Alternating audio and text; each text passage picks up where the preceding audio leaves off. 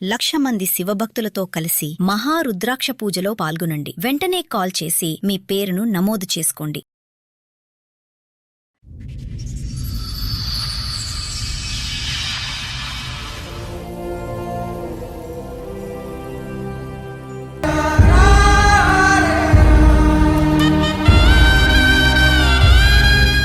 ఎందుకండి అంత బాధ ఏమొచ్చింది?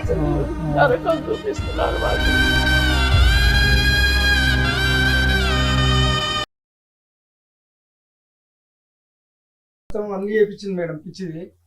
ఏం చెప్పాలి? రెండు వైపులా ప్లస్ ఉంది, రెండు వైపులా మైనస్. ఇప్పుడు ఒకటి నుంచి మీ పేరు ఏమన్నారు? నేను ఒకటే అడుగుతాను, మీ అమ్మాయి తెలివి తక్కువదో మంచి అమ్మాయో తెలీదు, వచ్చిన దగ్గర నుంచి బిగ్గరగా లౌడ్ స్పీకర్ లాగా అరుస్తుంది. ఆ అమ్మాయిని చూసి ఇతను ఉరుకుతున్నాడు. సొంత తల్లిదండ్రులను ఏమొచ్చి నా భార్య అత్తమామల అంటున్నాడు. అమ్మ నాన్న అనుకో అనట్లేదు. అందరి సమక్షంలో ఇంటికి రండి వేసేస్తాను అంటున్నాడు. అంతకుముందు ఇలా ఉండేవాడు కాదంట. ఇలా మారిపోవటానికి మీ అమ్మాయే కారణం అంట. వెయిట్, మీ అమ్మాయికి మీరు ఎప్పుడైనా ఈ 4 సంవత్సరాల్లో అమ్మ కాపురం నిలబెట్టుకోవటం, ప్రవర్తించటం, అత్తగారింటికి వెళ్ళినప్పుడు అత్తింటికి వెళ్ళినప్పుడు ఇలా వ్యవహరించడం తప్పు అని ఎప్పుడైనా మీ అమ్మాయికి మీరు బుద్ధి చెప్పారా? చెప్పాను సార్, చెప్పాను సార్. మీ అమ్మాయి ఎవరి మాట ఉన్నది, కానీ ఆవిడ టార్చర్ ఎక్కువైపోయింది. ఏం టార్చర్ అమ్మా? సినిమాకి వెళ్తే ఫోన్లు 24 గంటలు. ఏమో రోజు సినిమాకి వెళ్తారా? రోజు మాకేం పని పట్టలేదు, ఆయన జాబ్ చేసుకోవడం రోజుకి ఎందుకు ఒక్కడ పీకుతా ఎక్కడ యాక్టింగ్ ఏమి యాక్టింగ్ సార్? మేము చెప్పారు ఏం మాట్లాడతావు? ఎందుకు ఫోన్ చేస్తాం సార్? మేము అంత రేజ్ అయి మాట్లాడుతుంది. ఏం మాట్లాడుతున్నావు? టూ మచ్ మాట్లాడితే పిచ్చ అంటారు సార్. నోరు మొయ్యమని చెప్తున్నామా? అమ్మో, ఎందుకు చేయాలి ఇక్కడ మేము ఎపిసోడ్? నాకు అర్థం కూడా కావట్లేదు. రెస్పెక్ట్ లేనప్పుడు ఏం కూర్చుంటాం? వెళ్ళిపోయి నుంచి మర్యాద లేకుండా మాట్లాడితే అసలు ఊరుకునేది లేదు. ఏంటది? పెద్ద చిన్న మర్యాద లేదో చెప్తున్నా కూడా. మేడం మాకేమో రెస్పెక్ట్ ఇస్తారా మేడం? వాళ్ళనే వింటున్నారా? మాకేమైనా వింటున్నారా మేడం? మాట్లాడుకు అమ్మాడని చెప్తే సార్ చెప్తాను, మాట్లాడు. మనకి అలాగే ఇవ్వరో అలా చెప్తారు. వేరే కాపురం పెట్టి దిగాను, వేరే కాపురం మీ బతుకు మీ సార్. మరి నా కూతుని బలి మనిషివా పశువా? నువ్వు బలి చేసి మనిషివా పశువా? వాళ్ళ బిహేవియర్ ఎలా ఉంది, వాళ్ళ బిహేవియర్ ఎలా ఉంది? నా కొడుకుని మార్చడానికి తల్లి బిడ్డలే కారణం మేడం. ఆగండి అయ్యా, మీరు కూడా అంత పొసెసివ్ గా ఉండకుండా ఉండి చక్కగా చూసుకొని ఉంటే బాగుండేది. పెద్దవాళ్ళ ప్రవర్తిస్తే బాగుంటది. ఆగండి, ఇంకా పసిపిల్లాడా మీ కొడుకు? పసిపిల్లాడిలా చూసుకోవడానికి ఎప్పుడు వాళ్ళ దగ్గరే ఉండాలి, అన్ని చేయాలి, అందుబాటులో ఉంటే దేనికన్నా ఒక హద్దు అదుపు ఉంది. మీ అమ్మాయి పెంచినటువంటి విధానం పద్ధతి కాదు ఇది, అర్థమైందా? వాళ్ళు పెద్ద మనసు తలిచి పెళ్లికి ఒప్పుకున్నారు, వచ్చి అక్కడ కాపురం చేస్తున్నారు, వాళ్ళు ఓవర్ పొసెసివ్ గా ఉన్నారు. వాళ్ళని మార్చుకునేటటువంటి విధి విధానాలు కొన్ని ఉంటాయి. చంపేస్తాము, పొడి చేస్తాము, ఏంటి మాటలన్నీ? ఆ పెద్దవాళ్ళు లెటర్ రాశారు, ఇక్కడ నేను చచ్చిపోతాం లేదంటే మాకు మార్గాన్ని చూపెట్టండి. మీ ముగ్గురు పేర్లు ఉన్నాయి, ముగ్గురు జైలుకి వెళ్తారు. ఆగండి, మీ ముగ్గురు జైలుకి వెళ్తారు. వాళ్ళ పెద్దవాళ్ళు, వాళ్ళకి ఎంత కౌన్సిలింగ్ కావాలో ఇస్తాం. మీ ముగ్గురు మాత్రం జైలుకి పంపించే టార్గెట్. అమ్మ నాన్న కంప్లైంట్ ఇచ్చినా ఇవ్వకపోయినా నీ మీద మాత్రం నేను ఇస్తాను. ఇక్కడ మా కళ్ళ ముందు మీ అమ్మ నాన్న మీద ఇంటికి రా చూసుకుంటా అని బెదిరిస్తున్నావు ఏందయ్యా? అంత మనగడవైపోయావా? వేరే కాపురం పెట్టుకుంటాం మేడం. వాళ్ళకి మేము కౌన్సిలింగ్ ఇచ్చుకుంటాం, ఇదేదో సంపాదించి తీసుకొచ్చినట్టు చెత్తన్. వేరే కాపురం కావాలి మేడం. మేడం, ఇది ఫస్ట్ మాట్లాడేదమ్మా. మీరు బ్రతకటానికి 100 కారణాలు ఉన్నాయి. ఈరోజు ఈ విధంగా మాట్లాడినటువంటి మీ కడుకు మీ కళ్ళెదురుగుంటూ ఉన్నా తప్పుగా అనుకోకండి, చనిపోయినా ఒకటే. ఎందుకు? ఏం ఉద్ధరిస్తాడు? ఈరోజు మేము గడ్డి పెట్టో, బతుమాలో, వామాలో, బుద్ధి చెప్పో, మీరు నేర్పించినటువంటి కొన్ని బుద్ధులు, ఒక మానవతా ధర్మంతో బ్రతకటం ఎలాగనేది మేము 4 మాటలు చెప్పినా కూడా ఈ బండి ఎక్కువ కాలం పట్టాల మీద ఉండదమ్మా. ఎందుకు ఉండదంటే కనుక అటువైపు నుంచి వచ్చే నెగిటివ్ ఫోర్స్ అలాంటిది. ఒక్కరు కాదు, 2 ఆడోళ్ళు అక్కడ.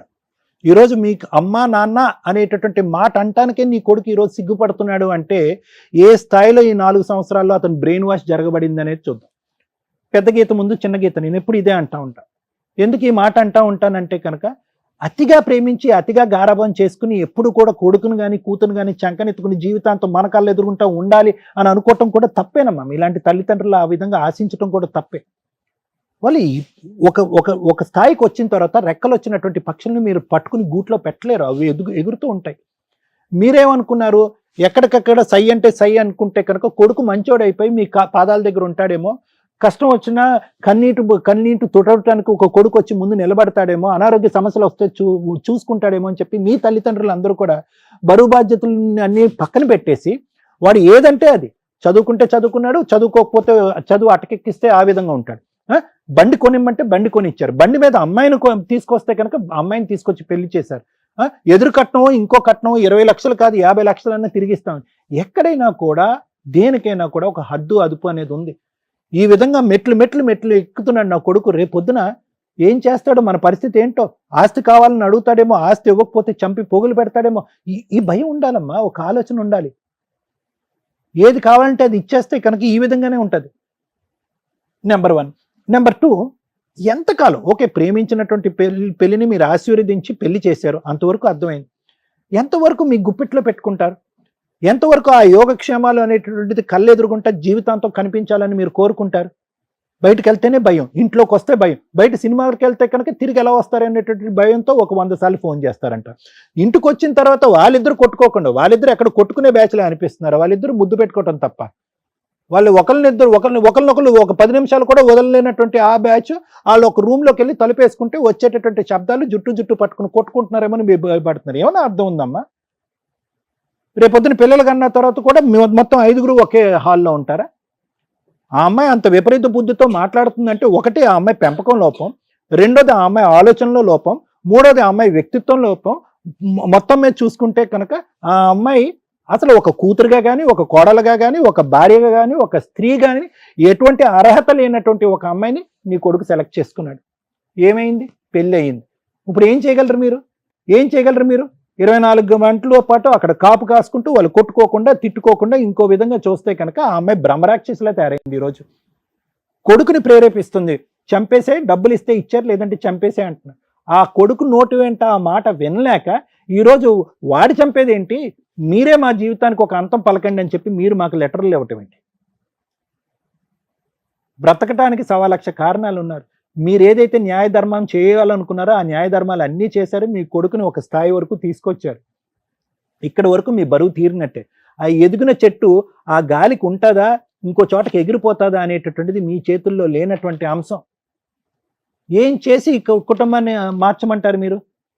ఇప్పుడు ఆ అమ్మాయి మాట వినద్దంటే అతను వెండు. ఎందుకంటే నీ కొడుకు ఒక వ్యక్తిత్వం లేదు. చదువైతే నేర్పించారు కానీ వ్యక్తిత్వం, బుద్ధి నేర్పించలేదు. అతనికంటూ ఒక వ్యక్తిత్వం లేదు, ఒక ఆలోచన లేదు. సో నేను మీకు చెప్పేది ఏంటంటే, నీ కొడుకు మీ దగ్గరికి కావాలి అని అనుకుంటే ఒక్కదానికి మెంటల్గా డిసైడ్ అయిపోండి అమ్మా. ఒకటి, చచ్చిపోకూడదు. భగవంతుడు ఎంత ఆయుష్ ఇస్తే కనుక అంత ఆయుష్ బ్రతకాలి. మాకు ఉండేటటువంటి ఆస్తి ఏదైతే ఉందో అది కంప్లీట్గా మా సర్వస్వం, మా హక్కు, మా గుప్పెట్లో ఉంటుంది. ఇందులో రూపాయి పావలా కూడా అతనికి ఇచ్చేటటువంటి దానికి అవకాశం లేదు. ఆ అమ్మాయి అరిచి గీ పెట్టుకోండి, ఏమన్నా పెట్టుకోండి. బయటికి వెళ్ళి బతకాలనుకుంటారా? బ్రతకనివ్వండి. ఎందుకు మన పక్కనే కూర్చోపెట్టుకుని, మన పక్కన కుర్చీ వేసుకుని కూర్చోపెట్టుకుని వాళ్ళని ఉద్ధరించేది ఏంటి మనం? ఏ సూర్య, ఏ స్వప్న, మీ పేరేంటమ్మా? నాగలక్ష్మి. వాళ్ళ బాధ, మీరు ఏడుపు అనేటటువంటి మాట నమ్ముతారో, ఆలోచిస్తారో, ఊహించుకుంటారో నాకు తెలియదమ్మా. ఆ కన్నీళ్ళు మంచివి కాదమ్మా. ఇక్కడ ఎవరైనా కూడా ఒక చేతకాని దద్దమ్మ ఉన్నాడు అంటే కనుక కొడుకే. మళ్ళీ అది తిరిగి ఎక్కడ పోతుందంటే పెంచినటువంటి విధానానికి పోతుంది. ఏం పెంచారు వాళ్ళు? వాడికి బుద్ధి నేర్పించారా, మర్యాద నేర్పించారా, పెద్దలంటే గౌరవం నేర్పించారా? ఇక్కడ ఈ వేదిక మీదకి వచ్చి ఇక్కడి వరకు తీసుకొచ్చి పరువు తీస్తారా? మిమ్మల్ని చంపి పోగులు పెట్టకపోతే నా పేరు సూర్య కాదని చెప్పి ఇక్కడ ఛాలెంజ్ చేస్తున్నాడు. ఎంత దమ్ము ధైర్యం! ఆ మాట తప్పు. ఆ మాట నేర్పించింది ఎవరు? నీ కూతురు. ఏమన్నా ఇంగితం, ఒక ఆలోచన, ఒక భక్తి, భయం ఏమన్నా ఉందమ్మా? నోటికి ఎంత వస్తే అంత మాట్లాడటమేనా?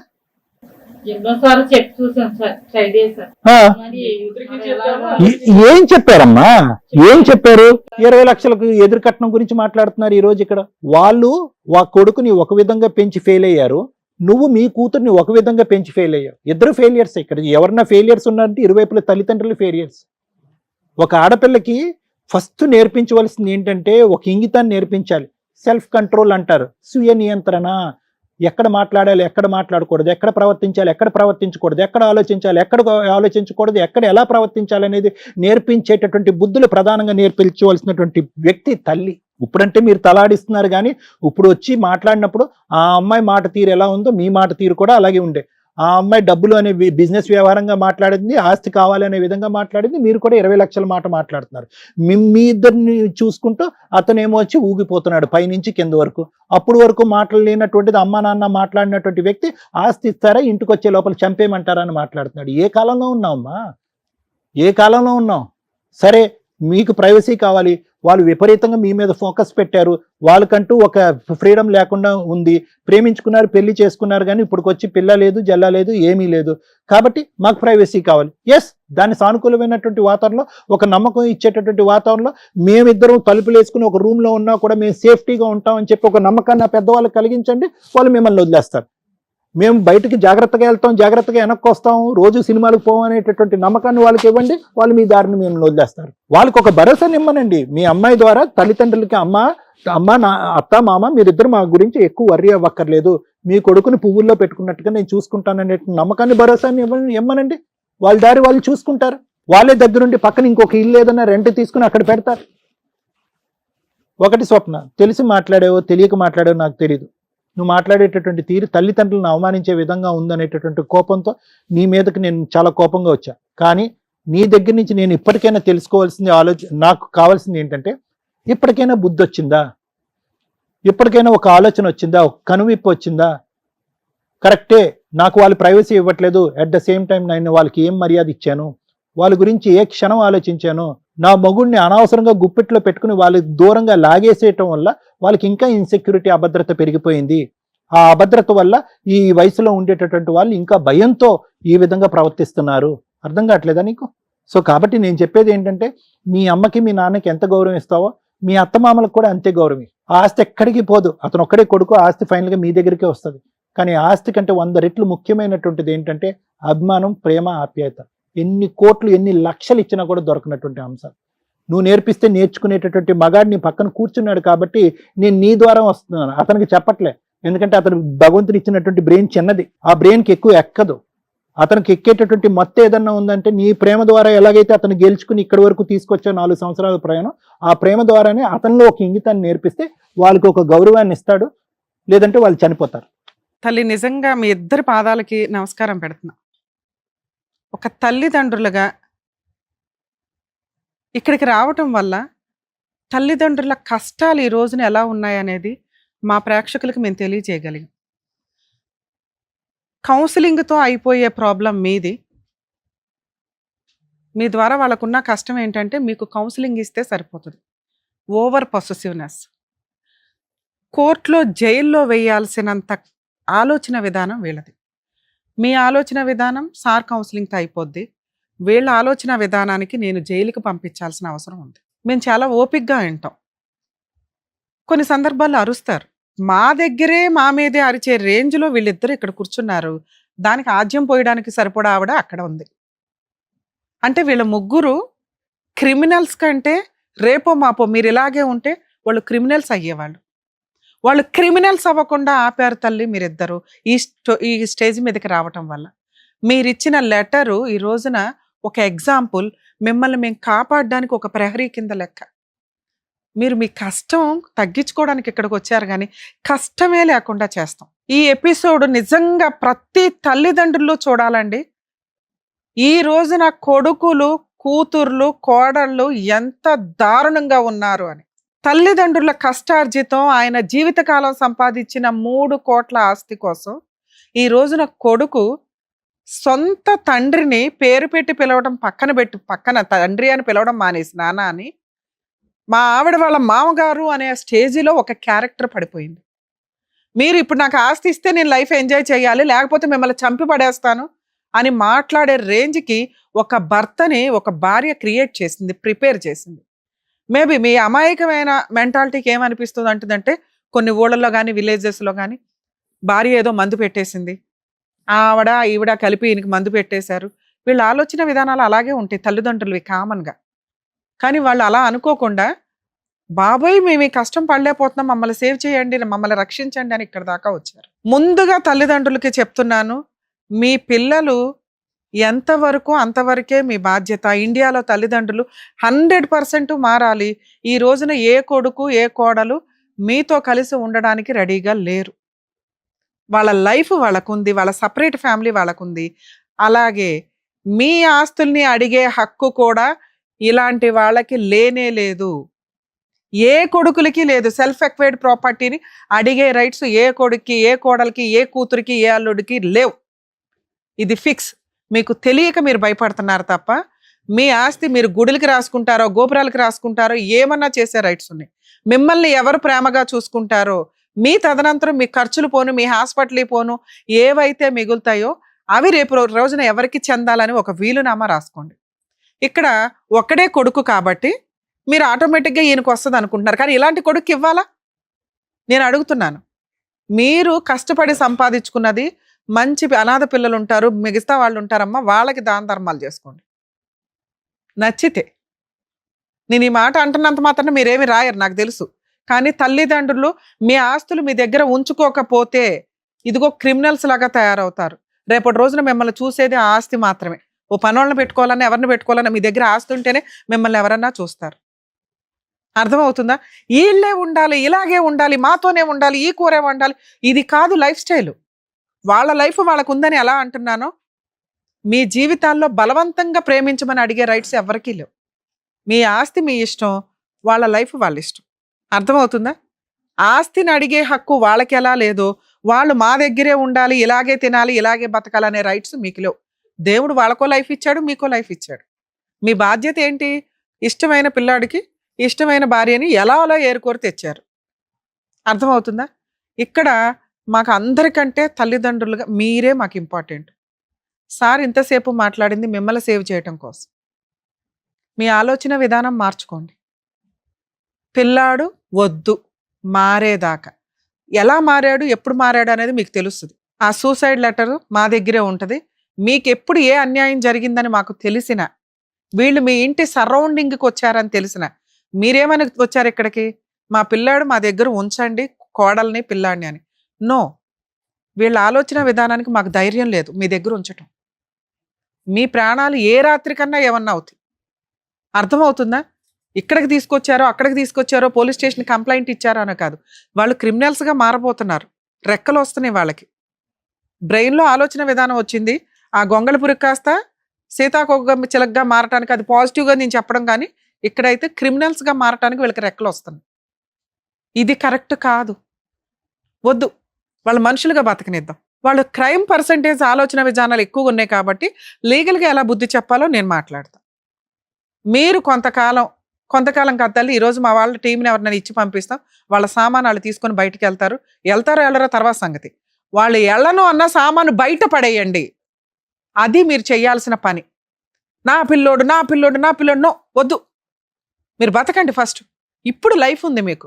హ్యాపీగా ఒక వంట అమ్మాయిని పెట్టుకోండి, హెల్దీ ఫుడ్ వండించుకోండి, కాలు మీద కాలు వేసుకొని తిరగండి, తీర్థయాత్రలకు వెళ్ళిరండి. మీ డబ్బుని అడిగే హక్కు ఎవ్వరికీ లేదు. మీ డబ్బును అడుగుతున్నారని భయం, మిమ్మల్ని ఏమన్నా చేస్తారని భయం, మీ పిల్లలు ఇక్కడే ఉండాలని. ఇక్కడ వద్దు, మీ డబ్బు ఇక్కడ ఎవరు అడగట్లా, ఇవ్వాల్సిన హక్కు లేదు, ఇవ్వాల్సిన బాధ్యత లేదు. ఇన్ కేస్ వాళ్ళు ఏమన్నా అడిగితే మాకు ఇన్ఫార్మ్ చేయండి, మా టీం మీ వెనకాల ఉంటుంది.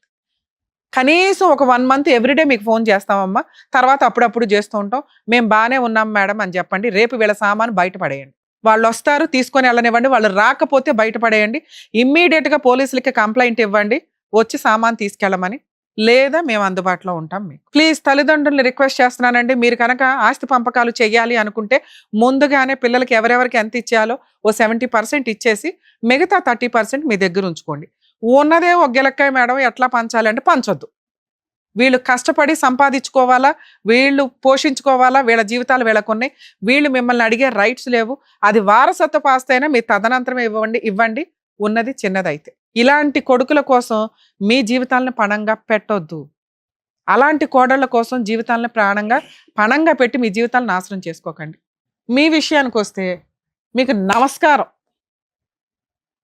అమ్మో, మాకే కోపం. అసలు ఎంతలా తీసుకొచ్చారంటే మీరు, ఏం గొంత పిల్లది, ఏం ఆలోచన నీది, ఏమి చీడ పురుగులు అంటారు తెలుసా నిజంగా మిమ్మల్ని. సమాజంలో ఏ రకంగా పనికొస్తారు మీరు? అమ్మ మహాతల్లి, తల్లిదండ్రుల్ని చూడలేనోడు రేపొద్దుట భార్యను చూస్తాడని నువ్వు ఎలా అనుకుంటున్నావు? ఆ అబ్బాయి ఈ రోజు నీ కొంగు పట్టుకొని తిరుగుతున్నాడు, నిన్న మొన్న కదా అమ్మ అమ్మ అని తిరిగినోడు.